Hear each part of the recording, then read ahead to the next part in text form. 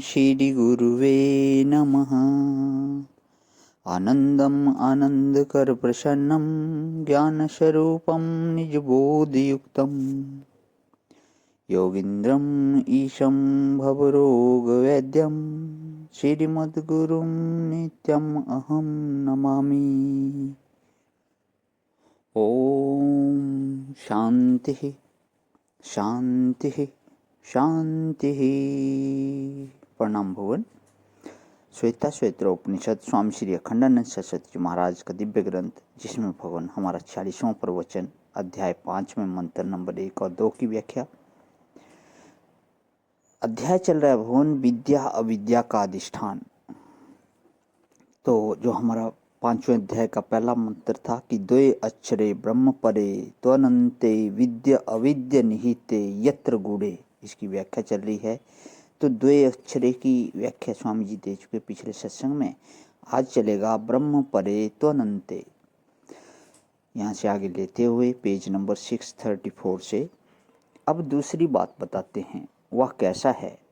बोले अनंत है, माने देश से परिच्छिन्न नहीं है, परिपूर्ण है। अक्षर माने काल से परिच्छिन्न नहीं है और अनंत माने देश से परिच्छिन्न नहीं है, परिपूर्ण है। हम ब्रह्म के बोध के लिए 4 शब्द का प्रयोग करते हैं। एक तो अक्षर माने अविनाशी, माने काल से अपरिच्छिन्न। दूसरा परिपूर्ण अर्थात देश से अपरिच्छिन्न। तीसरा अद्वितीय अर्थात वस्तु से अपरिच्छिन्न।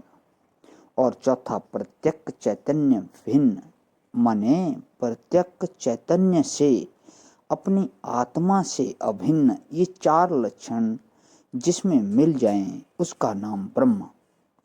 अविनाशी हुए बिना तो काल से अपरिच्छिन्न नहीं होगा और परिपूर्ण हुए बिना देश से परिच्छिन्न नहीं होगा। द्वितीय हुए बिना वस्तु से अपरिच्छिन्न नहीं होगा और प्रत्यक्ष चैतन्य अभिन्न हुए बिना चेतन नहीं होगा, क्योंकि दृश्य होगा या तो कल्पित होगा या अपना आपा होगा और तब स्वयं चेतन होगा। तो ब्रह्म को समझाने के लिए अविनाशी, परिपूर्ण, अद्वितीय और प्रत्यक्ष चैतन्य भिन्न से ये 4 बात कहने की जरूरत है। अगर इन चारों में से कोई एक बात नहीं मिलती है तो वह ब्रह्म नहीं है। देश में परिच्छिन्न है तो पूर्ण नहीं है, काल में परिच्छिन्न है तो अविनाशी नहीं है, वस्तु में परिच्छिन्न है तो अद्वितीय नहीं है और हमसे जुदा है तो चेतन नहीं है। यह बात बिल्कुल पक्की है कि जो चीज हमसे जुदा होगी वह चेतन नहीं हो सकती। या तो कल्पित चेतन होगी या तो दृश्य होगी। चेतन पने की भ्रांति होगी। हमसे जुदा होके 2 ही तरह से रह सकता है, या तो हमारे सामने रहे, हमारा हुक्म माने, दृश्य होवे, या तो हमारे पीछे होवे तो कल्पित होवे, अनदेखा होवे। जब साक्षात अप्रोच होगा तब वह प्रत्यक्ष चैतन्य से अभिन्न ही होगा। इसलिए अक्षरे अनंते ब्रह्म परे। ब्रह्म परे का एक अर्थ देखो कि उसमें ब्राह्मणत्व आदि जाति नहीं है, इससे परे है। ब्रह्म माने ब्राह्मणत्व आदि जो जाति है, ब्राह्मणत्व, क्षत्रियत्व आदि। और ब्रह्म परे का एक अर्थ है वेद से परे।